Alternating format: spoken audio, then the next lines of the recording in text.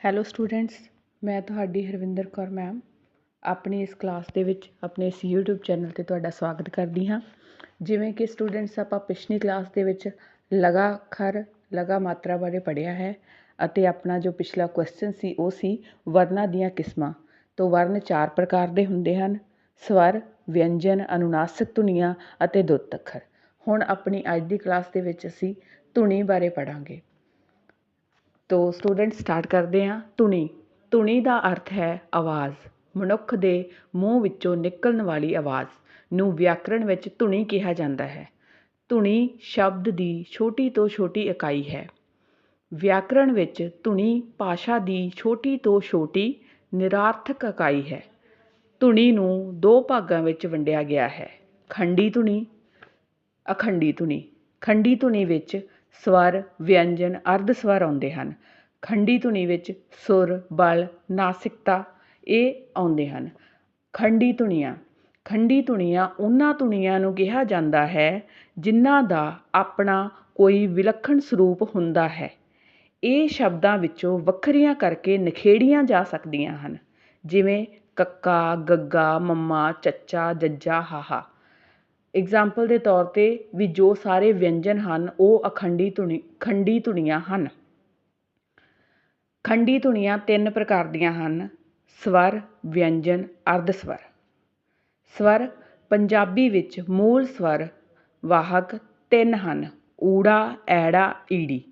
ਸਵਰ ਧੁਨੀਆਂ 10 ਹਨ: ਊੜੇ ਔਂਕੜ, ਊੜੇ ਦੁਲੈਂਕੜ, ਊੜੇ ਹੋੜਾ, ਐੜਾ ਮੁਕਤਾ, ਐੜੇ ਕੰਨਾ, ਐੜੇ ਦਲਾਵਾਂ, ਐੜੇ ਕਨੌੜਾ, ਈੜੀ ਸਿਹਾਰੀ, ਈੜੀ ਬਿਹਾਰੀ, ਈੜੀ ਲਾਵਾਂ। ਸਵਰ ਦੀਆਂ ਕਿਸਮਾਂ। ਉਚਾਰਨ ਦੇ ਆਧਾਰ 'ਤੇ ਸਵਰ ਦੀਆਂ ਦੋ ਕਿਸਮਾਂ ਹਨ: ਲਘੂ ਸਵਰ, ਅਲਪ ਸਵਰ, ਦੀਰਘ ਸਵਰ, ਬਾਹਰਲੇ ਸਵਰ। ਲਘੂ ਸਵਰਾਂ ਦੇ ਉਚਾਰਨ ਵਿੱਚ ਘੱਟ ਸਮਾਂ ਲੱਗਦਾ ਹੈ। ਜਿਵੇਂ ਕਿ ਸਟੂਡੈਂਟਸ ਆਪਾਂ ਨੂੰ ਇਸ ਦੇ ਨਾਮ ਤੋਂ ਹੀ ਪਤਾ ਲੱਗ ਰਿਹਾ ਹੈ, ਲਘੂ ਮਤਲਬ ਘੱਟ। ਸੋ ਲਘੂ ਸਵਰ ਹੈ ਉਹਨਾਂ ਨੂੰ ਉਚਾਰਨ 'ਤੇ ਘੱਟ ਸਮਾਂ ਲੱਗਦਾ ਹੈ। ਲਘੂ ਸਵਰ ਹਨ ਐੜਾ ਮੁਕਤਾ, ਈੜੀ ਨੂੰ ਸਿਹਾਰੀ, ਊੜੇ ਔਂਕੜ। 3 ਲਘੂ ਸਵਰ ਹਨ।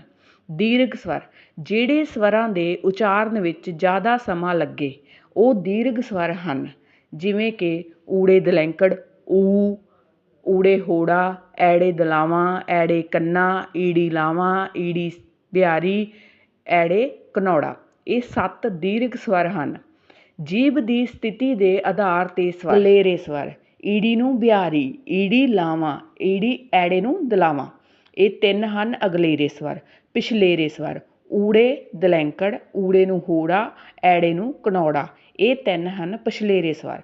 ਵਿਚਕਾਰਲੇ ਸਵਰ: ਊੜੇ ਔਂਕੜ, ਐੜਾ ਮੁਕਤਾ, ਐੜੇ ਕੰਨਾ, ਈੜੀ ਨੂੰ ਸਿਹਾਰੀ। ਇਹ 4 ਹਨ ਵਿਚਕਾਰਲੇ ਸਵਰ। ਬੁੱਲ੍ਹਾਂ ਦੀ ਸਥਿਤੀ ਦੇ ਆਧਾਰ 'ਤੇ ਸਵਰ। ਗੁਲਾਈਦਾਰ ਸਵਰ: ਊੜੇ ਔਂਕੜ, ਊੜੇ ਦੁਲੈਂਕੜ, ਊੜੇ ਹੋੜਾ, ਐੜੇ ਕਨੌੜਾ। ਇਹ 4 ਹਨ ਗੁਲਾਈਦਾਰ ਸਵਰ। ਊੜੇ ਔਂਕੜ, ਊੜੇ ਦੁਲੈਂਕੜ, ਊੜੇ ਹੋੜਾ, ਐੜੇ ਕਨੌੜਾ। ਗੁਲਾਈ ਰਹਿਤ ਸਵਰ: ਐੜਾ ਮੁਕਤਾ, ਐੜੇ ਕੰਨਾ, ਐੜੇ ਦਲਾਵਾਂ, ਈੜੀ ਸਿਹਾਰੀ, ਈੜੀ ਬਿਹਾਰੀ, ਈੜੀ ਲਾਵਾਂ। ਇਹ 6 ਹਨ ਗੁਲਾਈ ਰਹਿਤ ਸਵਰ। ਜੀਭ ਦੇ ਉਚਾਈ ਦੇ ਆਧਾਰ 'ਤੇ ਸਵਰ। ਉੱਚੇ ਸਵਰ ਜਿਨ੍ਹਾਂ ਨੂੰ ਉੱਚੀ ਮਤਲਬ ਜਿਨ੍ਹਾਂ ਦੀ ਟੋਨ ਥੋੜ੍ਹੀ ਉੱਚੀ ਹੁੰਦੀ ਹੈ, ਉੱਚੇ ਸਵਰ। ਈੜੀ ਨੂੰ ਬਿਹਾਰੀ, ਈ, ਊੜੇ ਦੁਲੈਂਕੜ। ਅਰਧ ਸਵਰ: ਈੜੀ ਨੂੰ ਸਿਹਾਰੀ, ਊੜੇ ਔਂਕੜ। ਇਹ ਵੀ 2 ਹਨ। ਨੀਵੇਂ ਸਵਰ: ਐੜੇ ਦਲਾਵਾਂ, ਐੜੇ ਕੰਨਾ, ਐੜੇ ਕਨੌੜਾ। ਇਹ 3 ਸਵਰ ਹਨ। ਅਰਧ ਨੀਵੇਂ ਸਵਰ: ਈੜੀ ਲਾਵਾਂ, ਐੜਾ ਮੁਕਤਾ, ਊੜੇ ਹੌੜਾ। ਇਹ 3 ਸਵਰ ਹਨ। ਹੁਣ students thank you so much students. ਜੇ ਤੁਹਾਨੂੰ ਕੁਝ ਨਹੀਂ ਸਮਝ ਲੱਗਿਆ ਹੋਵੇ ਤਾਂ ਤੁਸੀਂ ਕਮੈਂਟ ਬਾਕਸ ਦੇ ਵਿੱਚ ਕਮੈਂਟ ਕਰ ਸਕਦੇ ਹਨ। ਅੱਜ ਦਾ ਆਪਣਾ ਸਵਾਲ ਹੈ, ਪੰਜਾਬੀ ਵਿੱਚ ਕਿੰਨੀਆਂ ਲਗਾ ਮਾਤਰਾ ਹੁੰਦੀਆਂ ਹਨ? ਪੰਜਾਬੀ ਵਿੱਚ ਕਿੰਨੀਆਂ ਲਗਾ ਮਾਤਰਾ ਹੁੰਦੀਆਂ ਹਨ? ਪੰਜਾਬੀ ਵਿੱਚ ਕਿੰਨੇ ਲਗਾ ਅੱਖਰ ਹਨ? ਧੰਨਵਾਦ।